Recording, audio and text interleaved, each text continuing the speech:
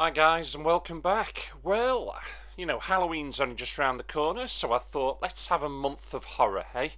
We're going to start by taking a look at this game, Rule of Rose. Now, it was banned in the UK, or was it? Let's put this one to rest and let's give this game a proper review. Let's take a look.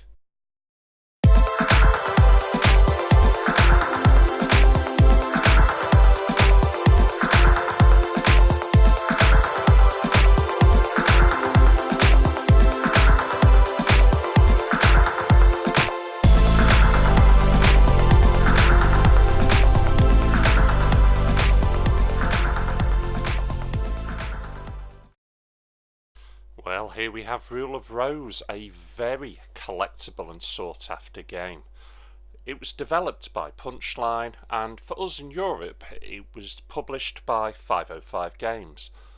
I'm not going to try and pronounce the names there of the director, producer, writer or composers because I know I'll murder them. Only ever released on the PlayStation 2 back in 2006, and even though this game is classed as a survival horror, I would actually class it as a psychological survival horror. 1 week after the game's initial release, it got banned in the UK. Did it hellas like get banned in the UK? The developer pulled the plug. Don't get me wrong, this game is surrounded by controversy, and a lot of European countries had already now banned it. Europe was looking for a total European ban on this game. At the time, you did have games such as Grand Theft Auto, Resident Evil, which are some of the most violent and sexual explicit games of the time. So what makes this one worse? Well, it's easy, and I'll sum it up in one word: children. It involves children. The game does depict violence and sexuality in it. Now, this is one thing to have it, but to have it with little children? Come on, that's a big no-no. But with all that being said, the game only ever implies childhood sexuality, and it never actually shows anything explicit. In fact, the biggest explicit scene in the entire game, you've just watched it. One of the girls, Diane, she's raising her skirt, she has a lovely smile at the end. Yep, that's as bad as sexually explicit as this game gets. Luckily, it cuts before you can actually see anything else. So, the politicians of Europe were still pushing for an outright European ban on this game, even though in the UK, our Video Standards Council called the complaints nonsense. utter nonsense. The game since has been compared to the likes of Silent Hill and Haunting Ground due to its psychological horror used throughout the entire game, and the fact that you are also accompanied by a dog. Well, I'm here to review this game and you're here to watch it. So, the game takes place in England in the 1930s. You are basically a girl called Jennifer, who is in fact a 19-year-old woman, and now she's been led, or she follows, a small boy to an abandoned orphanage. There's other girls that you see, there's a coffin, there's a bloodied sack. It turns out that these other people are part of the Red Crayon aristocrats. It's got a proper Lord of the Flies sort of vibe to it. If you've watched the film, you'll know what I'm getting at. But it's just got a very intriguing story. And for that, and I am that seriously that intrigued, I am going to give it 9 out of 10.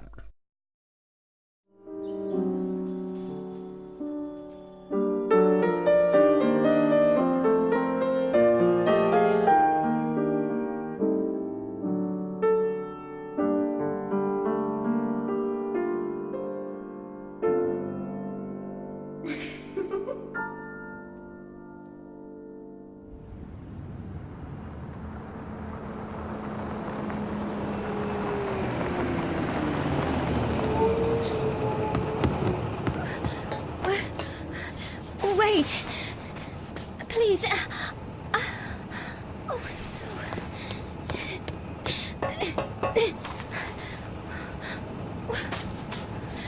no. Where are you going?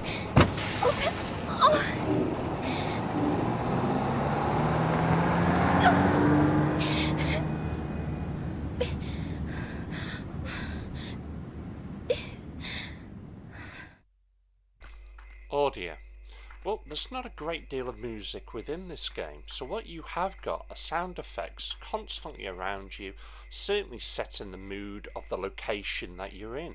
For instance, at the moment Jennifer's now running through a wooded area, so you can hear the crickets, you can hear what feels at times a bit of a breeze, you can obviously hear her footsteps, but it's got that eerie sort of feeling. In fact, I was half expecting the boy that you're following to jump out and scare me half to death. It doesn't happen. I'm glad to say, otherwise I'd have been screaming at the TV as a little girl. But the sound effects are fantastic. They're certainly not the best I've ever heard, but they really do draw you, the player, in even further into the game. And that is just brilliant and fantastic. And for that, it gets a very easy 8 out of 10.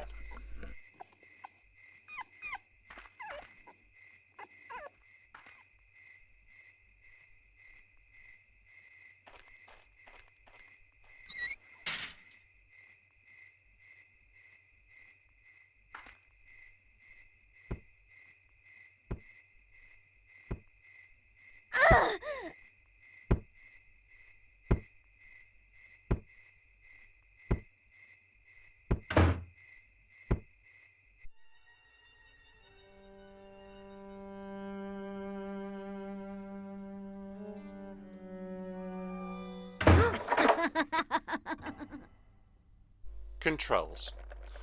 Well, it's not the smoothest. In fact, I'd go as far to say they're a little clunky at times. At least that's the way it feels.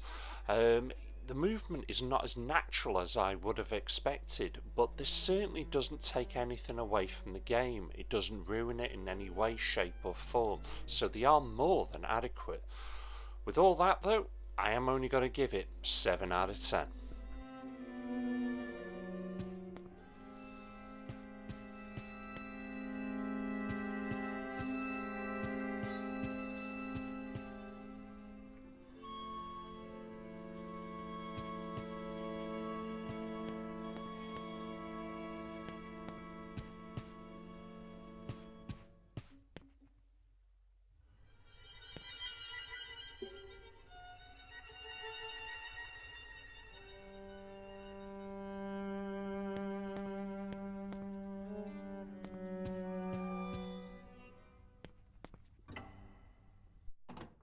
Graphics. Well, the level of detail that you will see in this game is fantastic, and the graphics, it depicts a cold, dark, dreary place, and that's what you've got here in this room right now. It's not a warm, cheery atmosphere. It's not trying to set that. This is a survival horror. So for this, it succeeds. In fact, I'd almost go as far as saying that the graphics are atmospheric and disturbing at times, which is brilliant. It draws you further in as a player, and that's what you want. But they're not polished, and we are of an era where certainly the cutscenes were a hell of a lot better than the actual gameplay, and that's just a shame, to be quite honest. But they were working with what they had back then. But it is what it is, and I am actually going to give it 7 out of 10.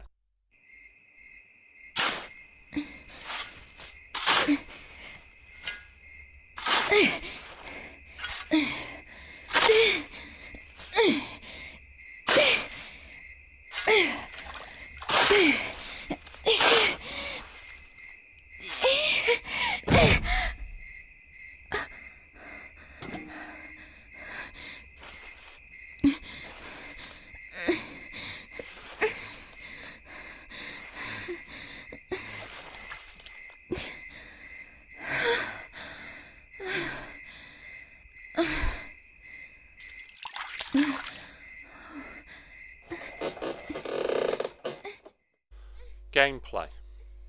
Well, at times this game will feel tedious. It will feel wilted.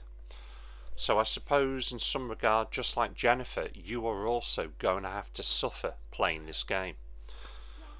But on the other hand, this is a wonderful psychological thriller that just draws you in.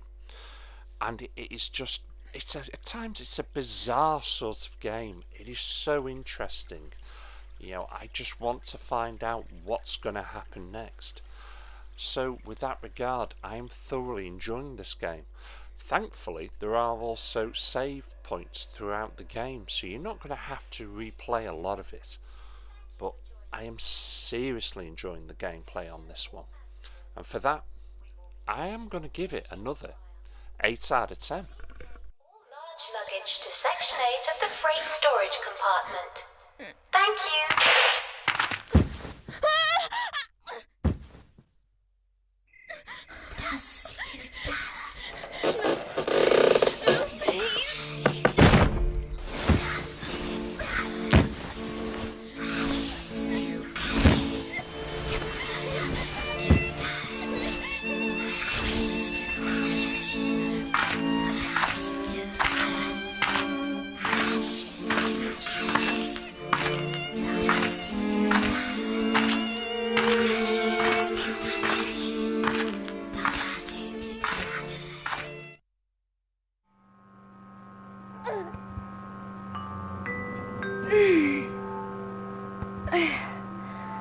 Good morning, Jennifer.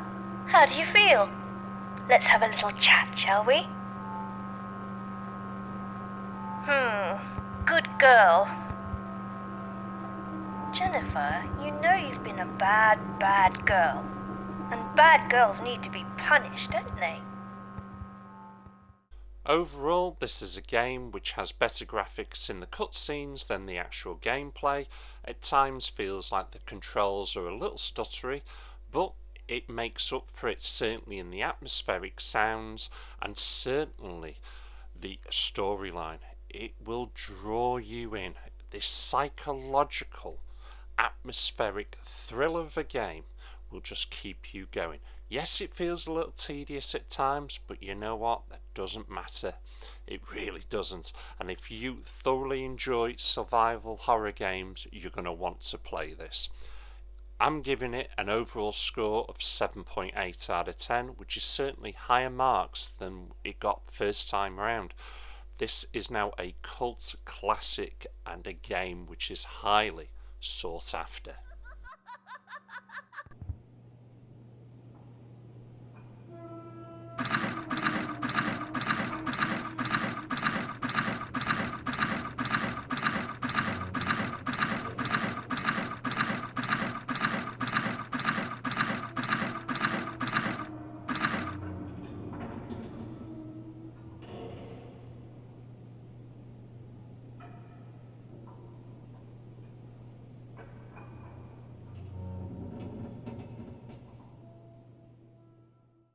Well, there you have Rule of Rose, a game that wasn't actually officially banned in the UK. It did receive, though, bans in many countries in Europe, and this is why it's also now a very highly sought after game, especially the PAL version.